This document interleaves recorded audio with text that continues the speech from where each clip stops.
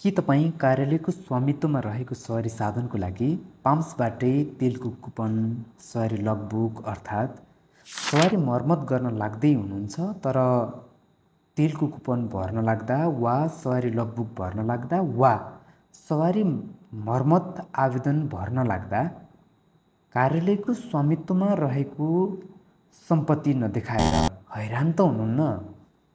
यदि हुनुहुन्छ भने यो भिडियो तपाईको लागि। भिडियोको अन्तिमसम्म रहनुहोला।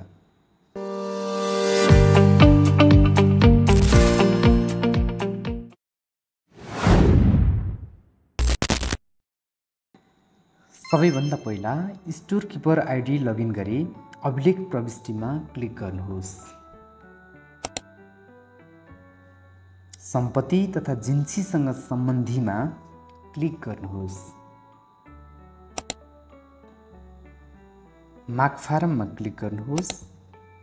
अब एड न्यूमा क्लिक गर्नुहोस्। कर्मचारी वा सवारी चालकलाई कुन शाखामा राख्नु भएको छ छनौट गर्नुहोस्।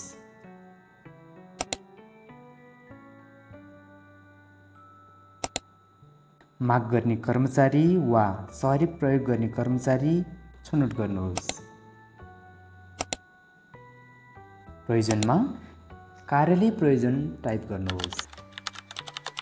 सम्पत्तिको प्रकारमा खर्च भएर नजाने सम्पत्ति छनौट गर्नुहोस्। उपसमूहमा स्थल यातायात सम्बन्धी साधनहरू छनौट गर्नुहोस्। उपशीर्षकमा कुन प्रकारको सवारी साधन हो सोको प्रकार छनौट गर्नुहोस्।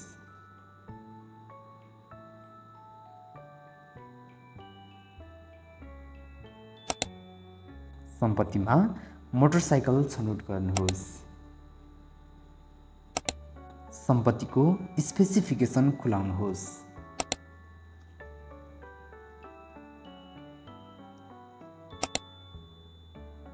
परिमाणमा 1 टाइप गर्नुहोस् र इकाइ छान्नुहोस्।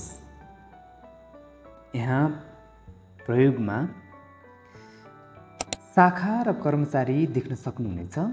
व्यक्तिगत जिन्सी सहायक खाता तयार पार्दै हुनुहुन्छ भने तपाईले कर्मचारी छनौट गर्नुपर्ने हुन्छ।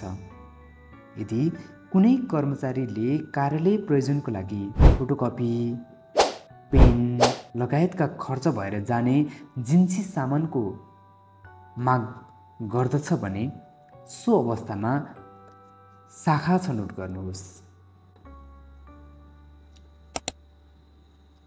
र प्लसमा क्लिक गर्नुहोस्।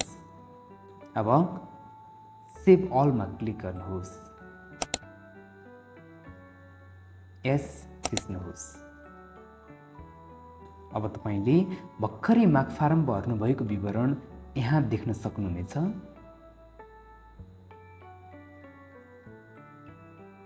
यहाँ छेउमा 3वटा डट देख्न सक्नुहुनेछ। यसमा क्लिक गर्नुहोस्। यसलाई फरवार्ड गर्नुहोस्। प्रयोगकर्ताको भूमिकामा स्वीकृतकर्ता छनौट गर्नुहोस्। शाखा छनौट गर्नुहोस्। स्वीकृतकर्ताको नाम छनौट गर्नुहोस्। संक्षिप्त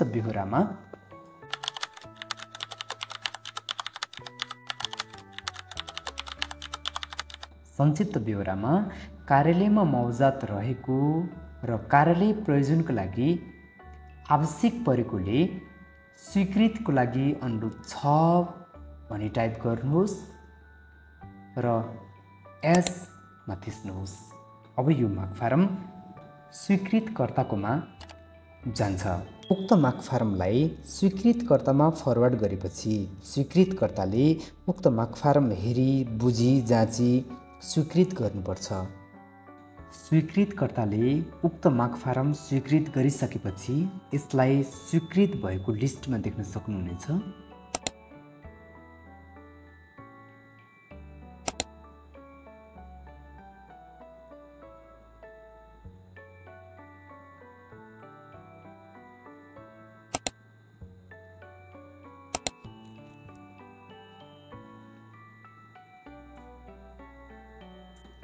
यसको माग फारम नम्बर याद गरिराख्नुहोस्।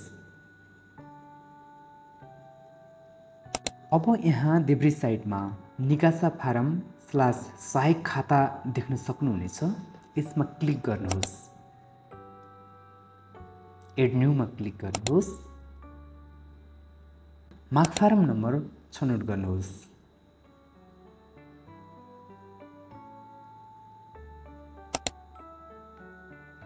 अब यहाँ छेउमा कार्य देख्न सक्नुहुनेछ। यसमा क्लिक गर्नुहोस्। अब तपाईले कार्यालयमा रहेको सवारी साधन अर्थात् मोटरसाइकलको विवरण देख्न सक्नुहुनेछ। कुन सवारी साधन कुन कर्मचारीले माग गर्नुभएको छ वा प्रयोग गर्दै हुनुहुन्छ सो अनुसार छनौट गरी यहाँ निकासा परिमाणमा 1 टाइप गरी तल रहेको एड बटनमा क्लिक गर्नुहोस्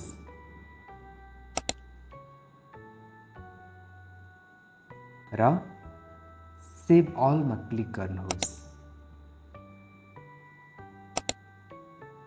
अब तपाईले भर्खरै इन्ट्री गर्नुभएको विवरण यहाँ देख्न सक्नुहुनेछ।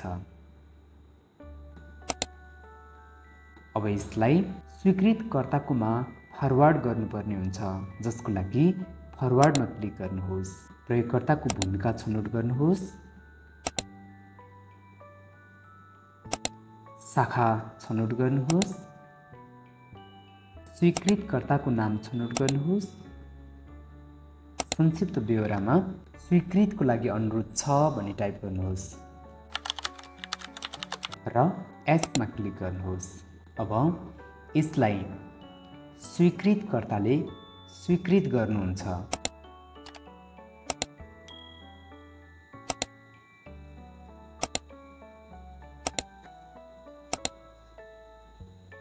त्यसपछि यसलाई स्वीकृत भएको लिस्टमा देख्न सक्नुहुनेछ।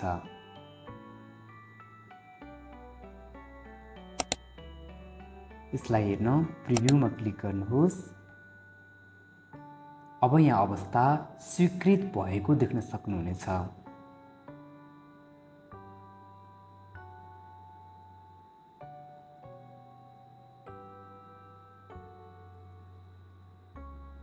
अब उक्त सवारी साधनको मर्मत आवेदन भर्नका लागि पुनः अभिलेख प्रविष्टिमा क्लिक गर्नुहोस्। मर्मत तथा इन्धनसँग सम्बन्धितमा क्लिक गर्नुहोस्। यहाँ तपाईले मर्मत आवेदन, मर्मत आदेश, मर्मत सम्पन्न फारम क, मर्मत तालिका, इन्धन माग फारम र लगबुक देख्न सक्नुहुनेछ। अब मर्मत आवेदनमा क्लिक गर्नुहोस्। एड न्यूमा क्लिक गर्नुहोस्। शाखा छनौट गर्नुहोस्।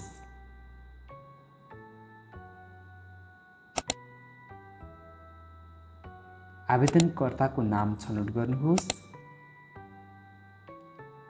सम्पत्तिको प्रकारमा खर्च भएर नजाने सम्पत्ति छनौट गर्नुहोस्।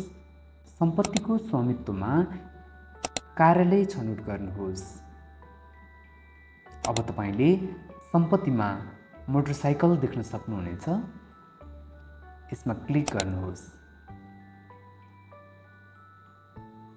कुन मोटरसाइकल बनाउँदै हुनुहुन्छ सोको पहिचान नम्बर छनौट गर्नुहोस्।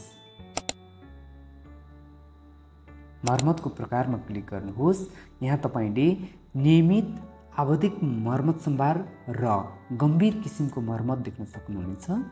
यदि गम्भीर किसिमको मर्मत भए गम्भीर किसिमको मर्मत अर्थात् सामान्य मर्मत अर्थात् नियमित सर्भिसिङ भए नियमितमा क्लिक गर्नुहोस् र मर्मत गर्नुपर्ने कारण उल्लेख गर्नुहोस्। अब सेभमा क्लिक गर्नुहोस्। तपाईले भर्खरै भर्नुभएको मर्मत आदेश यहाँ देख्न सक्नुहुनेछ। यहाँ क्लिक गर्नुहोस् र यसलाई फरवार्ड गर्नुहोस्। प्राप्तकर्ताको भूमिका छनौट गर्नुहोस्। शाखा छनौट गर्नुहोस्, नाम छनौट गर्नुहोस्।